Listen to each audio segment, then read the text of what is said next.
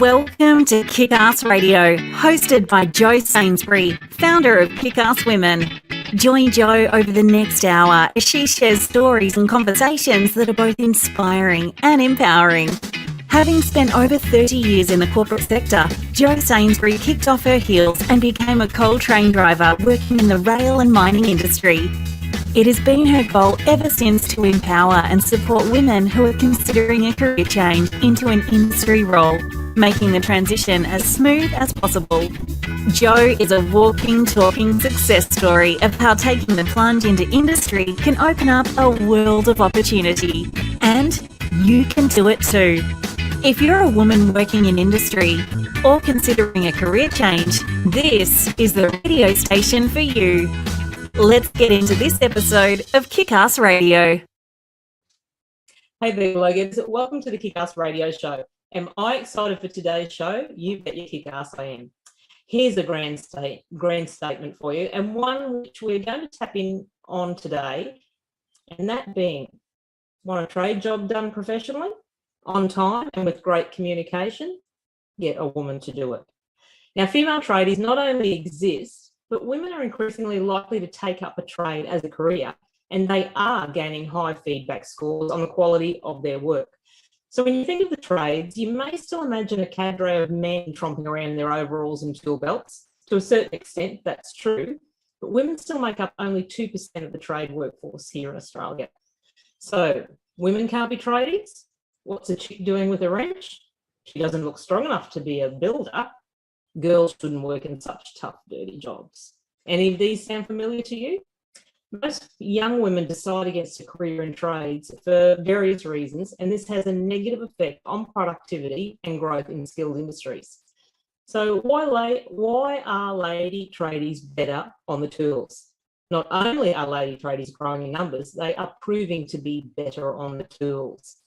So some might ask, what are skilled trades? Now, skilled trades play an active and an important role in the daily lives of people in society as a whole. Without skilled trades, we wouldn't have electrical wiring and access to electricity in homes and offices, nor would we have plumbing or the ability to repair our vehicles. The expertise of skilled tradespeople is vital to construction, automotive and service trades, all of which are vital to sustaining everyday lives, as well as continuing growth and development. Now, in 2022, women once again should consider making a career in skilled trades, a world where six figures are attainable and where training and qualifications can be attained in a much more broader spectrum.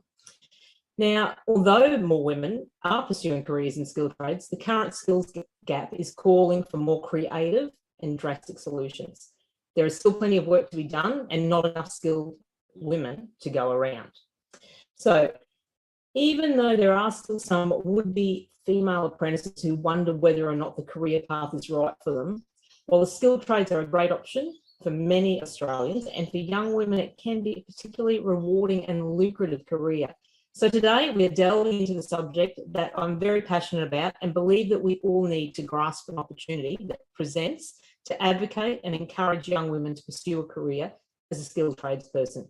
Now, one such young lady who did just that is Tacia Atherton, who is a CPA, an industry thought leader in courage, and she is very passionate about how positive psychology can empower the next generation of leaders to achieve their remarkable potential. Now, as an entrepreneur, Hacia focuses on inspiring people to overcome their adversities through her courage, coaching and speaking. As the founder of Empowered Women in Trades, her passion for courageous leadership through empowerment continues to inspire people across the industries, and in particular, women navigating their professional development within skilled trades. Now, Hacia envisions a future where women are inspired to take up apprenticeships in skilled trades such as welding, plumbing, electrical, automotive, and many more pathways that women have never felt were an option. Now, she values that these women feel safe at work and return home feeling fulfilled from work they have done.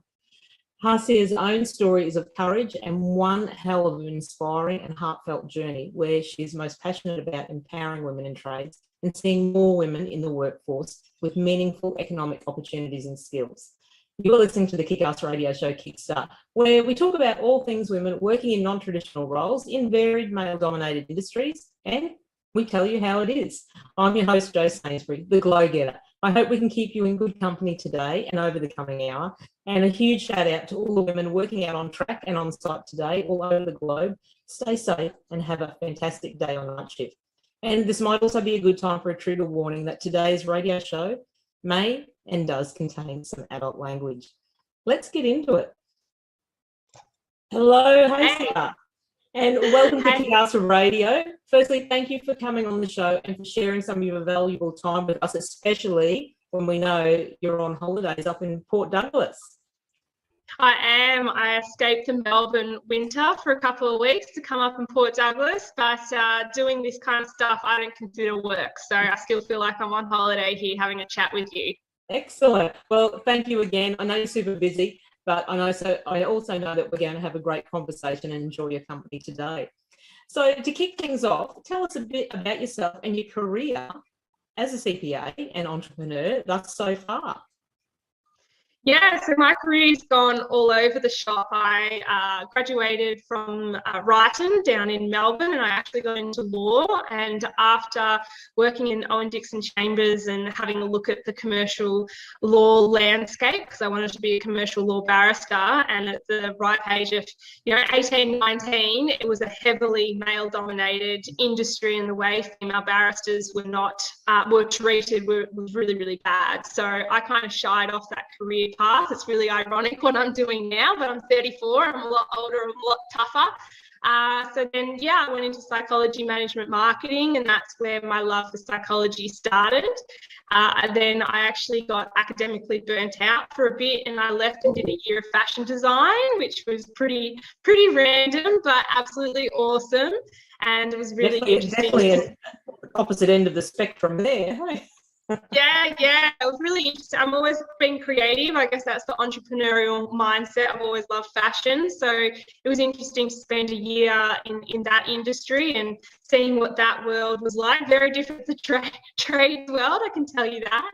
And then I went off and did my financial planning qualifications, and I became a financial planner.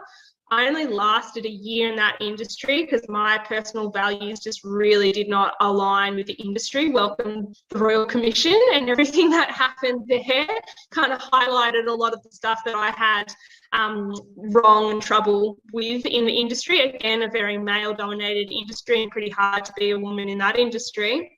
So then I went back to the family company. So my family company manufactures medical infection control equipment.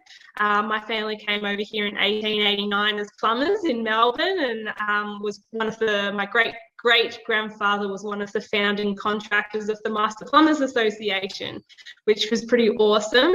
So I went back to the family company and rocked around from different roles to a service coordinator for our techs and some sales and customer service roles, and then started doing my Bachelor of Commerce majoring in accounting and became a CPA and worked my way up to the Chief Commercial Officer of the company. And my dad was awesome because he's like, now you've got all your academic qualifications and stuff, go and learn what it's like to be in the factory. So he put me in the factory for a few months leading up to, unfortunately, which I'll get to, I had a bad horse riding accident because I was a very high level dressage rider as well at the time. And I was training to go to the World Equestrian Games. But so I got in the factory and I was 29 at the time, and mate, I fell in love with welding. You wouldn't have thought it, but once I got into the welding bays and got the gloves and the welding helmet on and everything and did my first weld, I was absolutely in love. Unfortunately, had a massive HECS debt, had a mortgage, had all this kind of stuff, so I couldn't go off and do a welding apprenticeship. It's something I still want to do one day, is to go do my welding apprenticeship. But it really opened my eyes to, hey, women can do this. Like, I tried every trade in the factory, fitter and turner, welders, sheet metal welders, electrical, all those trades, and I could do it all. Yeah, not fantastic. I was starting and learning, but I could do every single one of the trades that the guys in the factory did. which really opened my eyes to, hey, girls can do this and love it. When I went back into the office and was faced with spreadsheets and computer programs and everything, I just wanted to get back into the factory. So that kind of led to establishing Empowered Women in Trades, to open up the pathway and opportunities for women to experience that. And if they fall in love with the tools, that's fantastic. And that's such a leap from finance, tools and literacy to tools and schematics or blueprints literacy. Like it is, and it's a great feeling. I know myself, from coming from a corporate background and getting out into a mechanical side of things, you don't look back, hey, and you think, well, where have I been all this time? Why didn't I do this earlier? So to have that that light bulb moment, and that's why we encourage women to go and pursue these skilled trades days and try them, get themselves on the tools, and they'll be very surprised at how empowering that is, and what a great feeling it can provide. And then the mind, the curiosity and the creativity comes from that, saying, exactly, I can do this, or I want to follow it up and go for it. So it's a great journey that you've done with your career so far. So we congratulate you on that. But also, as you said, your journey is one that's been fraught with many life's challenges. So tell us how your courage and resilience became such important values in your life and career. Yeah, so as I was saying, when I was working in the factory at 29, very high-level dressage rider, and I was training with my coach, and my young horse, she actually reared up vertically, and I came off and she landed on top of me, all 600 kilos. So it was a pretty life-threatening accident. I got airlifted to Alfred Hospital down in Melbourne, and I got informed that I'd badly broken both of my hips. I pretty much crushed my pelvis, had breaks at the bottom of my coccyx, as well as like severe nerve damage to my right leg, bladder, and stomach as well. So basically our bodies don't like 600 kilos landing on top of them from height. I was conscious the whole time, so I remember everything that happened as well. And after a couple of days, because they had to wait for the swelling to go down before they could do surgery on me, as well as finding a very specialist orthopedic surgeon to be able to deal with what was going on in my crushed pelvis. But I woke up from that surgery, almost a 9-hour surgery, being told by the medical team that I'll probably never walk again in any meaningful way. And from being a high-level athlete that loved her running and her swimming and her bike riding and her horse riding and everything like that, to be looking at a life where I may not walk again, was pretty heartbreaking and really mentally tough to deal with. So I went into a really dark place, and I was in hospital for 6 months. 3 of those months was pretty much in a bed, in a wheelchair. I was in adult diapers. I turned 30 in adult diapers in hospital with no control over my bladder. And you go into a pretty dark place. And I had really bad depression. I had really bad anxiety. I had just really lost hope that life was something that I could live and enjoy. I just thought I was going to have to survive it. And I came across positive psychology and started to understand the concepts of courage and resilience and positive mindset, and the power of positive self-talk over that negative self-talk. And step by step, I taught myself to stand again. I started to teach myself to walk again. And after those 6 months, I actually walked out of the hospital room on my walker and everything like that. But I managed to do it. And since then, I've run a half marathon, which the doctors still don't understand medically how I managed to do that. Because I've had 20 surgeries since then. I've got 2 more surgeries this year, one of which will be a hip replacement.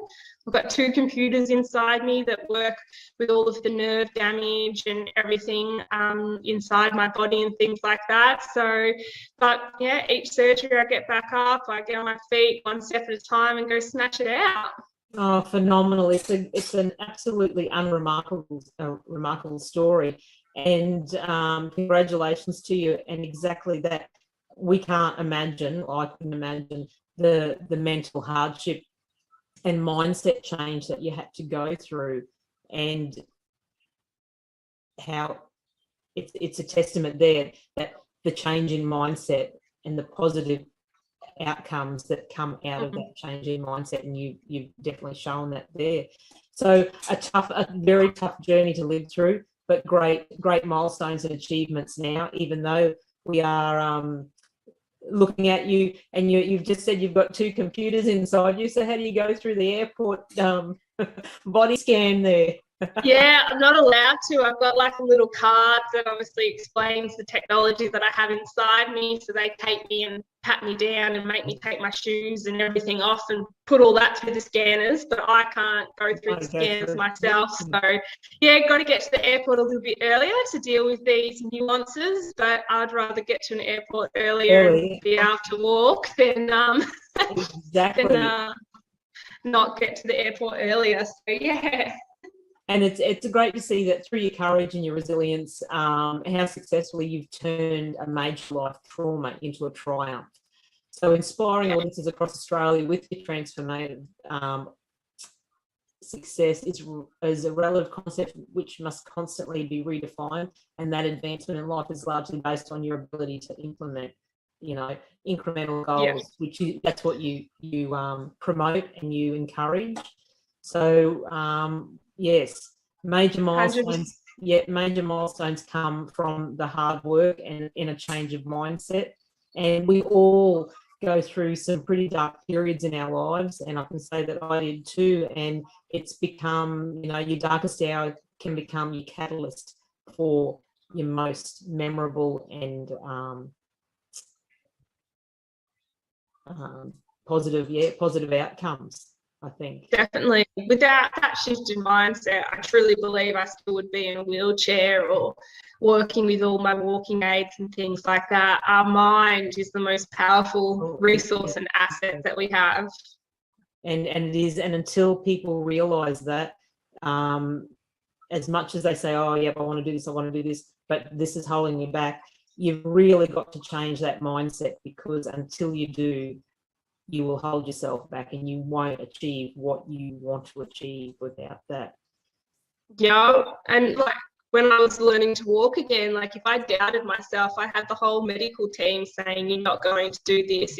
Every day you'd have to put goals up, and my goal would be transfer from my wheelchair to a car, or learn how to put my clothes on myself without the nurse helping me. And number 3 was always walking, and they were all like, you're really setting yourself up to fail by putting that up there. I'm like, nah, I'm going to do it. I'm going to work it out. So it's that mindset, that self-belief, even when people are doubting you. Exactly. And I think that's for me too, that's determination. It's like, you're saying I can't do it. Well, I am going to do it. I think you also need that, don't you, to feed that determination to say, I'm going to show them I'm going to do it. 100%.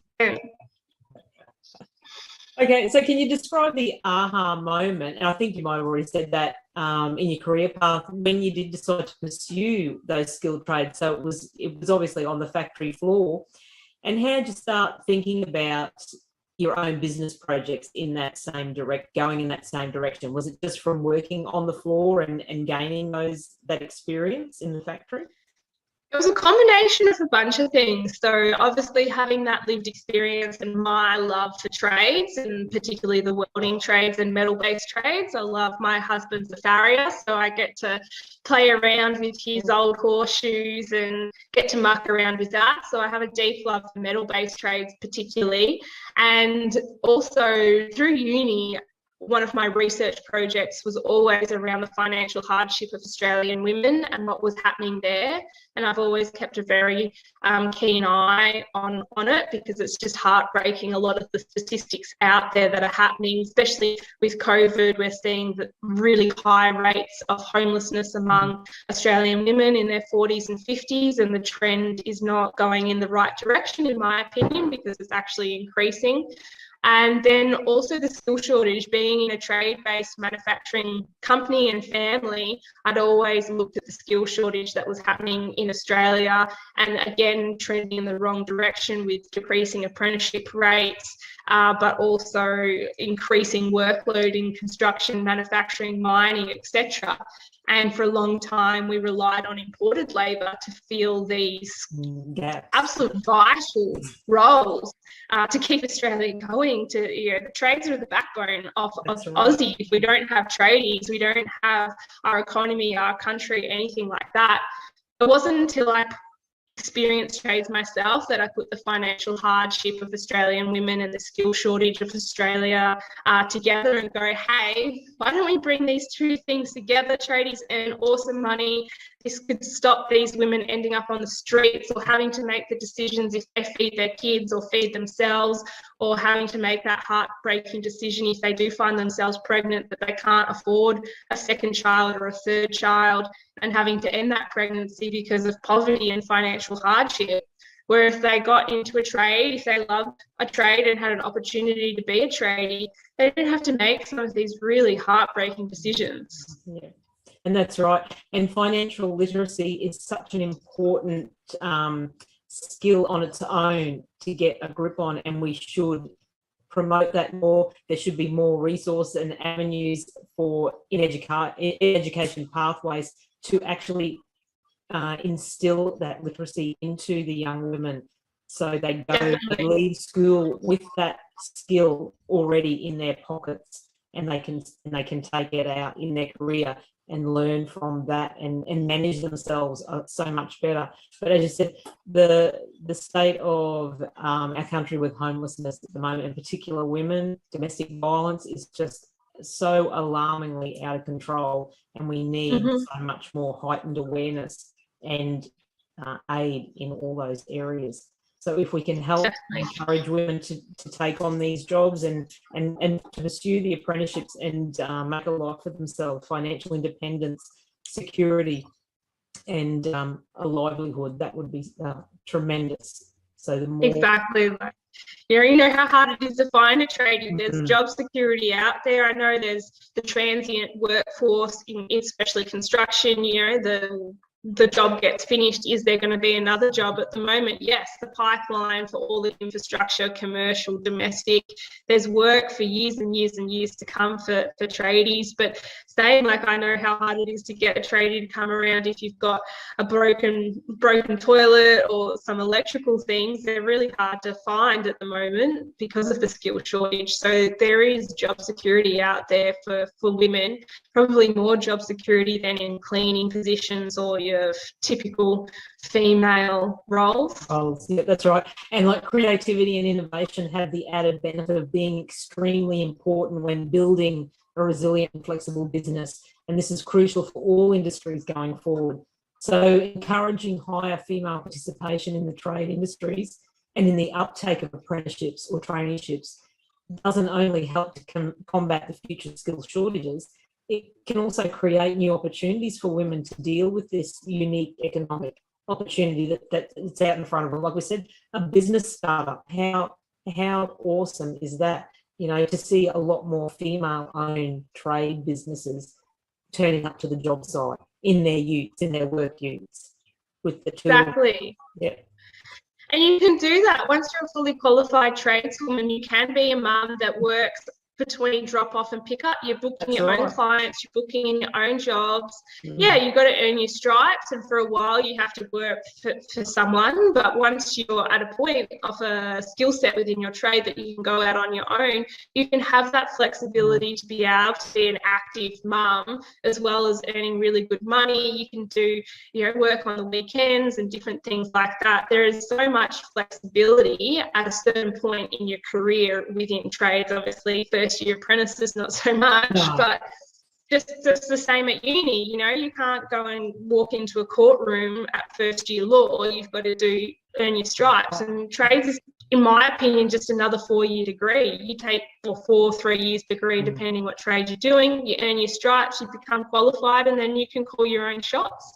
That's exactly right. And we do, and we all have to earn our stripes, and you have to earn that respect. But you need to take that time to actually absorb all the industry knowledge and experience from your co-workers. So if you have a great team, and particularly the older aging workforce that you're working with, if they have the knowledge and the skills to pass down to you, that's a great learning experience, and you need to grasp those. And it might take an extra year or 2 years to stay in that role after you finish your apprenticeship, just to get that extra bit of upper hand knowledge and trade experience from that workforce. Then you step out, and you're so much more confident in your industry knowledge that you can progress at a speed that you're comfortable with on your own then.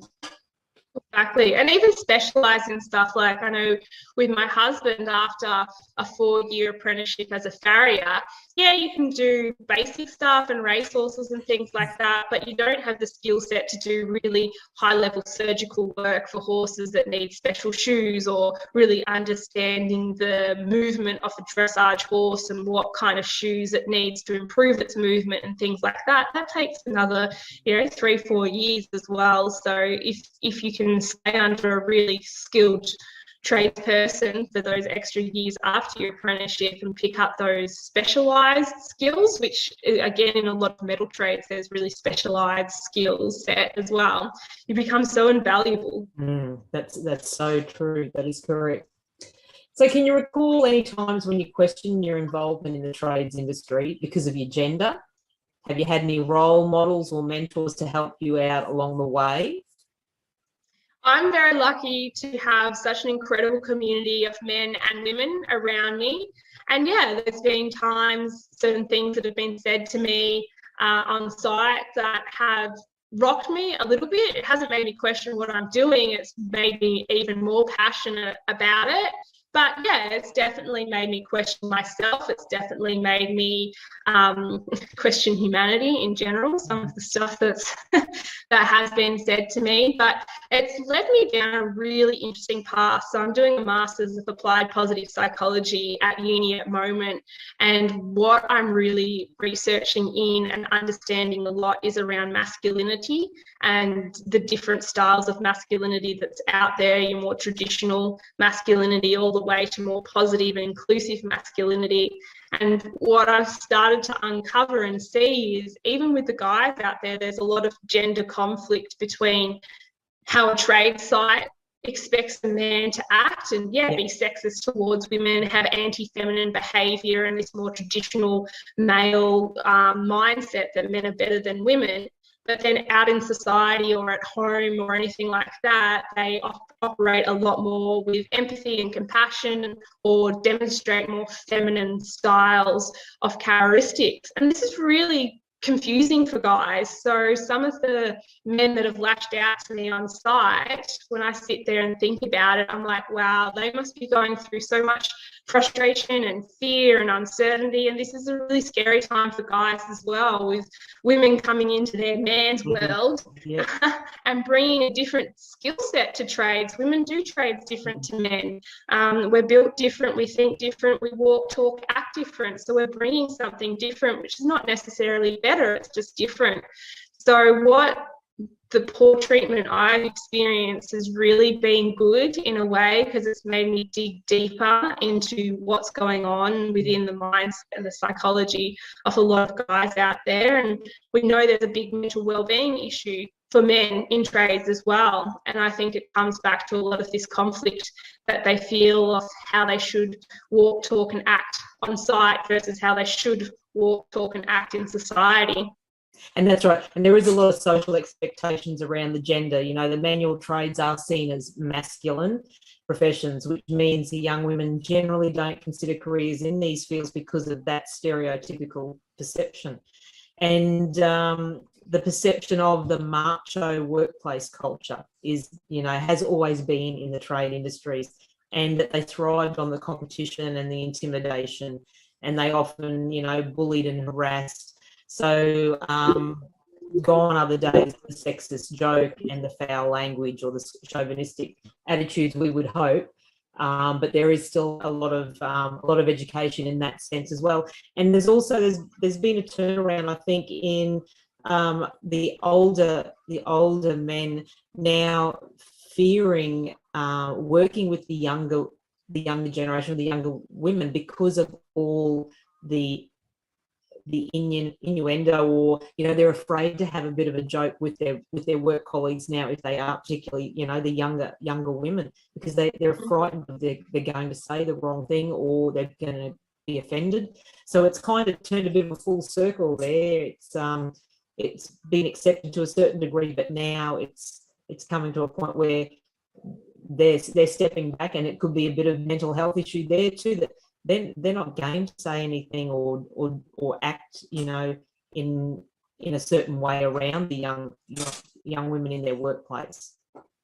No, and this is where, as women, and I do step up and do my best to re-educate men on site, because they've been taught to create mateships through humour that is highly derogative or discriminative towards women. So for a long time, that's actually how they were taught to form bonds and friendships and mateships, which is a very key psychological need that we need to have that belonging. So the male strength of humour is actually a fantastic strength for men to have. They've just got to understand how to use that in the right way. And I use an example of a professional fighter. So his strength is boxing. He's really good at punching things and punching people. When he's in a professional ring, that's fine to use that strength in that way. When he's at the gym, it's fine to use his strength that way. When he's outside the pub and someone's giving him lip, it's not fine to use his strength and punch that guy in the face. So just like humour is a male strength, it's absolutely fine to use it. It's just, how do you use it and how do you change it to be appropriate for the situations? And yeah, when there is a woman on site, using her as a vehicle for your humour is not appropriate. It doesn't mean that you can't crack a joke. It just means you can't crack a joke and use her as your vehicle for your humour. That's right. And D&I has never been more important than now. So the acceptability of certain behaviours, it all comes back to education too. There's a lot to be said there, and we still have a lot of work to do with that. But I see in some areas, as I said, it's gone full circle. It's gone to not being acceptable to being acceptable, and now they're on the receiving end of being, uncomfortable. Yeah, that's the right word. That's exactly the right word. Uncomfortable. They're uncomfortable in the presence of the younger female workforce. So it's we've got lots of work to do in that area in all facets of it. And very much so. Yeah. I've lost my train of thought there, but anyway, yeah, we'll continue on. We might take a little break actually and listen to one of our sponsors' adverts, and we'll come back shortly. Hey go-getters, have you heard about Kickass Women? Founded by Jo Sainsbury, Kickass Women is dedicated to empowering and supporting women who are considering a career change into an industry role. Visit our brand new website at www.kickasswomen.com.au or follow Kickass Women on Facebook and LinkedIn today to keep up to date with all things Kickass Women and the incredible opportunities and content we have for you. See you there, glow-getters. Thanks for tuning back in, and we are chatting to Tacia Atherton, the founder of Empowered Women in Trades. So, Tacia, introduce us to EWIT. Empowered Women in Trades, and tell us what it's all about. Walk us through some of the fantastic programs and services that you're offering and how best they can work, not only for women and the young girls, but more so for the business organisations in particular, how they can get involved. Yeah. So I've really taken a whole system approach to this, and we've got a range of different products and services that focus on the attraction of women into trades, but also the retention and promotion. We want these women to come in as apprentices and end up, not just even stay, end up as for people or factory managers and progress into leadership roles within our trade-based industries as well. Over time, it takes time to get the skill set, but we really want to partner with them through that whole journey. So if we're looking at the attraction phase, we've got our Trade Academy programs, which consists of a one-day full skills day where women get to learn a whole bunch of POS-like mindset stuff around, resilience, how to speak up, how to stand up for themselves in a non-aggressive way, in a way that actually builds trust, builds relationships, and builds productive relationships in the workplace. And then they get to get their hands on the tools and have a crack at a range of different trades that we're showcasing within that day. If they're keen to keep going, at that some point, some women are like, yeah, I want to go do a pre-apprenticeship or an apprenticeship and jump straight into it. Some women are still uncertain, and some women just go, nah, it wasn't for me, which is great because they've learned something even through that experience. So it's for the women that want to keep progressing, a bit uncertain maybe around what trade they want to get into. We've got a longer program called Experience Trade, and depending what industry we're working with, that could be a 1 week program up to a 3 week program where you get your white cards and everything like that.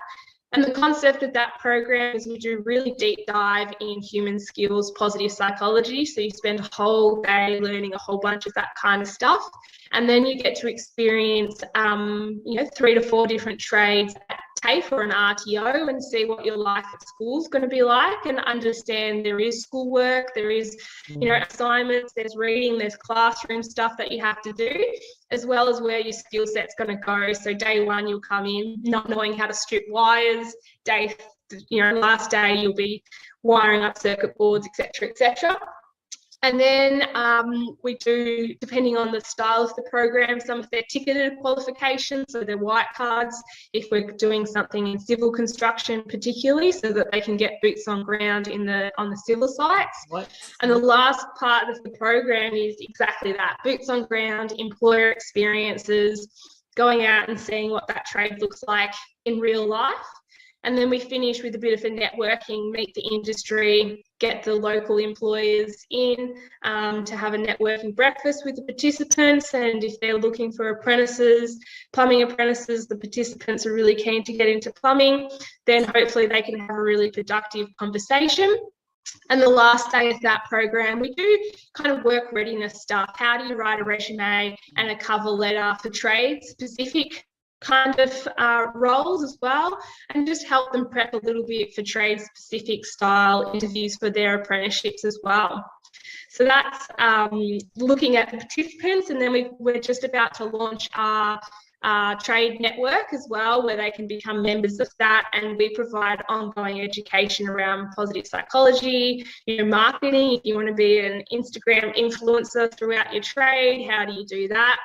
And that is a co-ed membership thing. So we also start connecting them if they want some mentors to help them throughout their trades. That's not their employer. If they're really struggling with something in their trade at their employer, they can reach out to the trade network and get another tradesperson to help them refine their skill sets as well as that career progression, so that they hear about those jobs that are being talked about around around some stubbies at the pub while they're watching footy and things like that. The women might not be in that environment, but through the trading network, they'll get to hear about it through our networking events.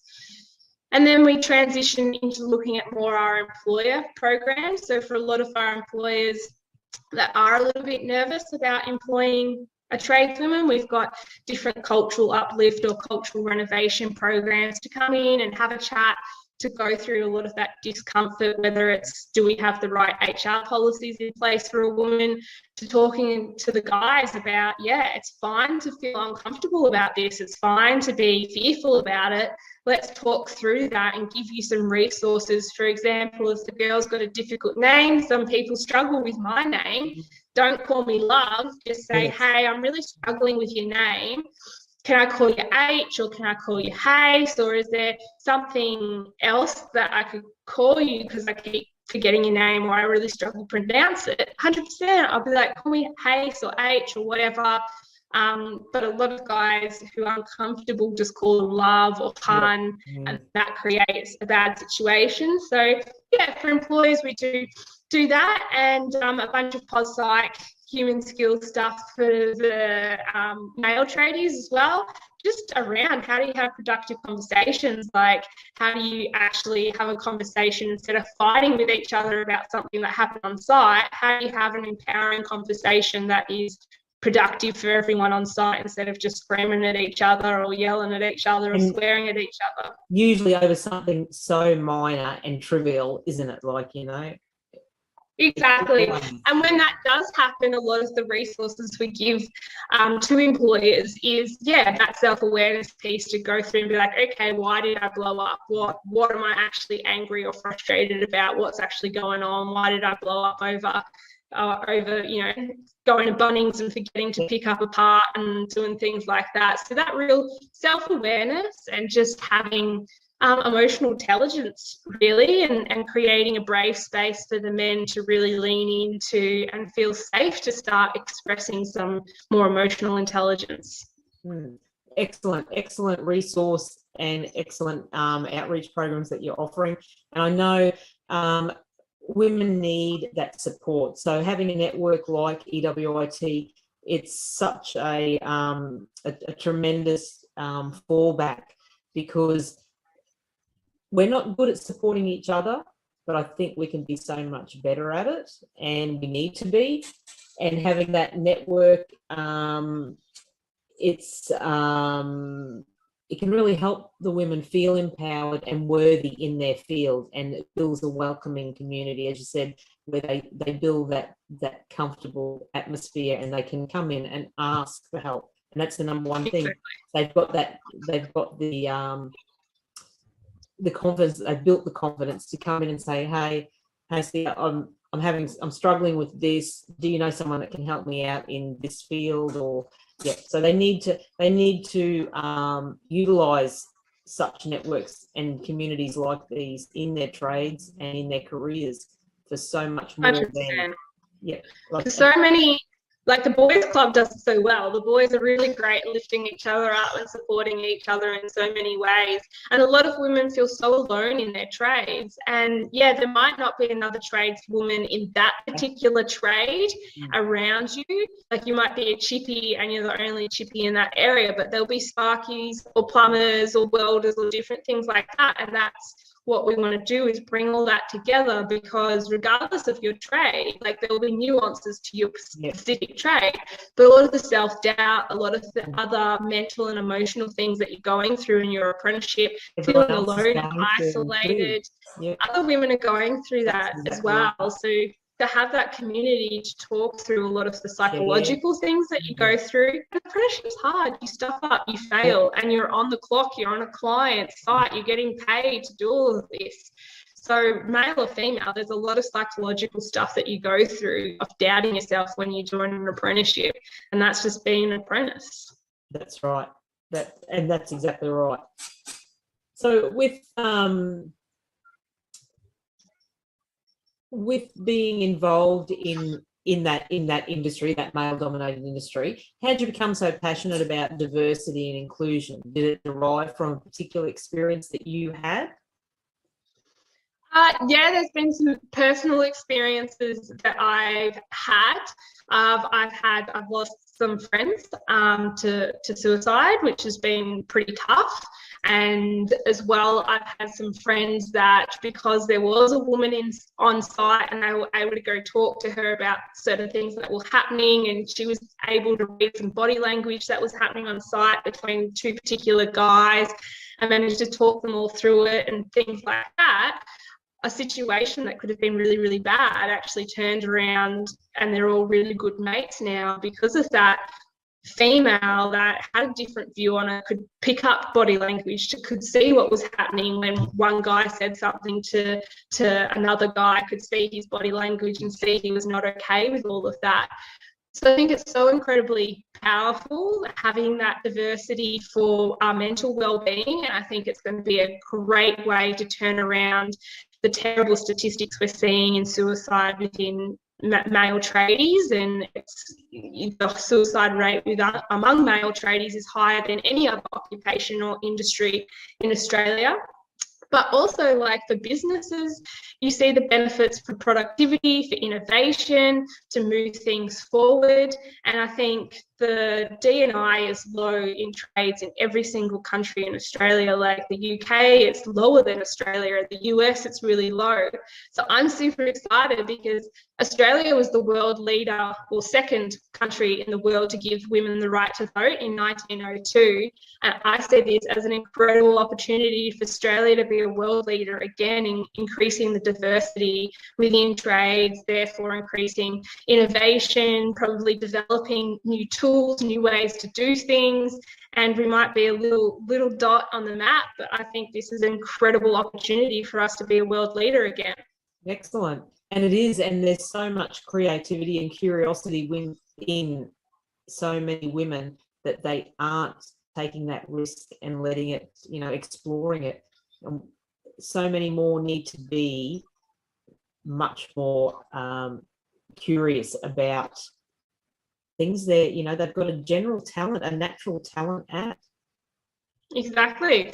And it could be just curious around work boots or work trousers, or it could be curious around developing different kinds of materials or products or things like that. There is so much room for innovation and advancement in our trade-based industries on how we do things, our clothes and everything like that. So I think with having more minds around the problem, we're going to look at different ways of solving things and different ways of improving things as well. Just because we've always done something the same way forever and a day doesn't mean it's the best way to do it. That's right.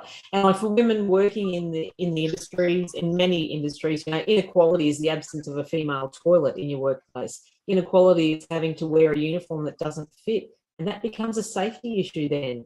Inequality is the sexual harassment and the absence of effective policies to deal with it all. So it's regardless of how progressive our ideas about gender are, we need to take notice of the presence of all those female plumbers, female construction workers, female mechanics, because we would, not because we would doubt their skills, but simply because they're the minority in the workshop, and we need to improve that inequality and make it, as you said, make it the norm. Make it the norm that it's not the past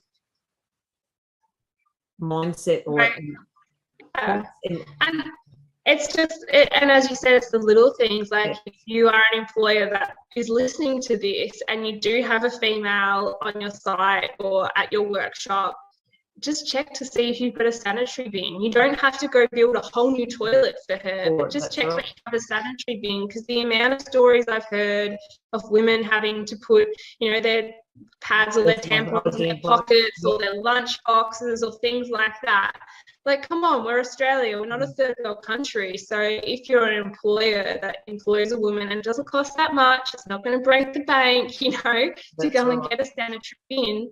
It's a very small thing, but it's a really powerful and meaningful thing for your female employees in that space. So just little things like that. You don't have to renovate your whole workshop. That's right.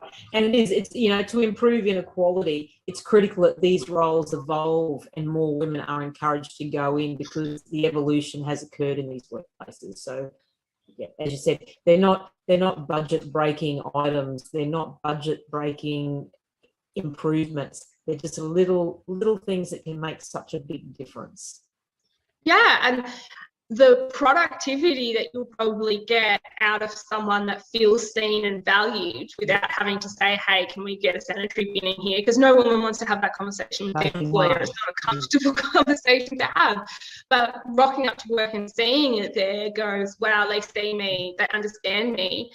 Like, you're going to get her doing an extra 5 minutes here or finishing off the job and not putting through that overtime and different things like that. So if you, as an employer, you invest that little bit more. Or a story I got told the other day of a woman who was on trial, and the guy refused to pull over and let her go to the toilet. She had a very heavy period flow. She needed to go to the toilet every couple of hours, and he refused to let her go. And she felt absolutely mortified and horrified. I actually called up this employer, and at the end of the day, he felt mortified and horrified because he didn't understand, and he thought she just, wanted to get on Instagram, on the toilet, or just, all that kind of stuff. So one, it's important that we have these conversations and then understand that, sometimes women need to go to the toilet a little bit more than a guy. Yep. But that's just, look at that. At the end of the day, a woman gave birth to these guys. If we're not having our periods, we're not having babies, then the human race die. So if we have to go to the toilet a little bit more, then so be it. That's exactly right. So there's those, as we said, those little things that can make such a huge difference. 100%. Just don't question a woman when she needs to go to the toilet, and have a sanitary bin. Change so much for so many women out there on sites or in workshops. Definitely. So why is the skilled trades industry so important? How can we best strategize, focus, or implement and action further education and skills to reinforce the opportunities within so many sectors for skilled trades persons? What's your thoughts on that? So I think we need to do a lot more work in schools, all the way down to like junior schools and things like that. Stop positioning trades as some kind of second-class citizen job that you're so stupid you can't go to uni, so you got to go be a tradie, which is absolutely not true. I know so many tradies that are highly intelligent, and they might not be academically intelligent and don't know how to write a thesis, but they know how to run businesses, they know how to read drawings, they're very intelligent people. So I think we need to change the stigma of trades at schools as well, is very, very important, and highlight how much trades do for our society. We could have all the doctors in the world, but if we didn't have tradies to build hospitals and maintain hospitals, where are those doctors going to do their surgery? On the side of the road or on a dirt road? Or again, that we wouldn't even have dirt roads if we didn't have tradies, Right, yeah. So that's exactly right. Like a lack of credible and comprehensive information about what working in trades actually involves, because trades were often seen as options for students with low grades, and it's simply not true, and it can be very damaging, and it has been very damaging and misleading, hasn't it? Very misleading. And like, I'm a CPA, I know a lot of tradies that earn more than accountants out there as well. So like, there is a lot of financial benefits to becoming a tradie versus going down the academic route. And there's a lot of tradies that live fantastic lives, not as stressed as a lot of people I know that have office-based jobs. So I think definitely as parents as well, taking the pressure off your kids to go to uni is really important, and opening up career paths where your child will thrive and succeed. And that's that child playing to their strengths. If they love being outside all the time, if they're really hands-on kids, if they don't like to sit still for very long, why send them off to university and force them to sit in front of a computer for the rest of their lives? Put trades in front of them, go let them explore that option, because that's going to be the best and happiest, most fulfilling career path for your child. So I think schools and parents really need to start changing their mindset about what's right for our younger generations when it comes to careers. And there's another aspect of that too, is they can go and do their trade, and once they've done their trade, then they can go and explore and experiment with so many other industries and businesses if that was where their original thought of uni study was. But then they can do engineering degrees, they can do so many more degrees in different sectors. Yeah, exactly. They're working and and professionally develop on their trade. So there's ample opportunity to build. 100%. We look at the CEO of Tickford Racing. He was an apprentice, and he's managed F1 race teams. Now he's the CEO of Kick Forward Racing. He started off as an apprentice. Like, just because you start your career on the tools doesn't necessarily mean you're going to die on the tools either. And I know so many good project managers in construction that used to be tradies themselves, and they're so good at their jobs because they understand what happens on site. That's exactly right. And it's all about putting those key words together in the industry, like build, design, build, create, and innovate. Like, they all work hand in hand. Exactly, very much so. And from the architects or the engineers that are sitting and going over drawings and things like that to the tradies on the ground, I know very much in the manufacturing space, the engineers and the draftsmen can just draw up the most perfect machine in the world, and then it goes to the factory floor and it just doesn't work. And it's the tradesmen on the factory floor that's like, this is not going to be possible, or it doesn't work that way, or it's not going to be strong enough. And then they give the feedback back. It's the collaboration between the engineers and draftsmen and the tradesmen who are actually building it all in that innovation cycle as well. And I think that's a really important thing for businesses and society to understand, is not to overlook the trades. And when you are going through design and build processes, ask the opinions of the tradies. They're the ones that are boots on ground, closest to whatever it is that you're going to create, and they'll have invaluable feedback as well. So industry needs to stop looking at tradies as just the lackeys that put together what they tell them to, because they've got a wealth of knowledge that I think industry is not really tapping into at the moment as well. That's right. Wealth of knowledge and wealth of insight, as you said. They have the hands-on, they have the mechanics in their head. You know, they can see how it works or how it's not working. They know textures, they know material risk, they know material handling. They know so much from being hands-on.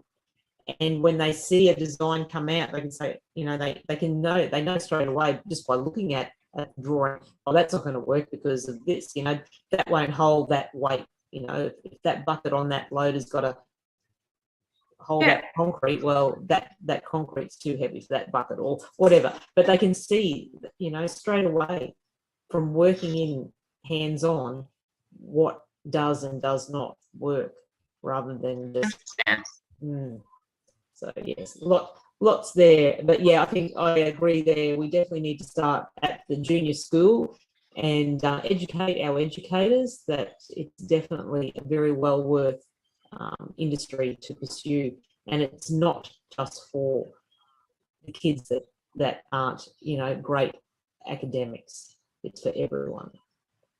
100%.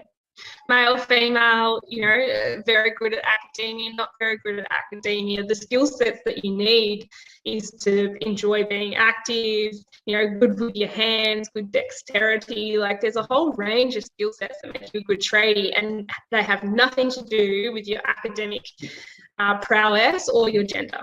That's right. So provide a firm framework for success, and we'll have so many more skilled tradespeople out there. Coming straight out of school, Yeah, so, exactly.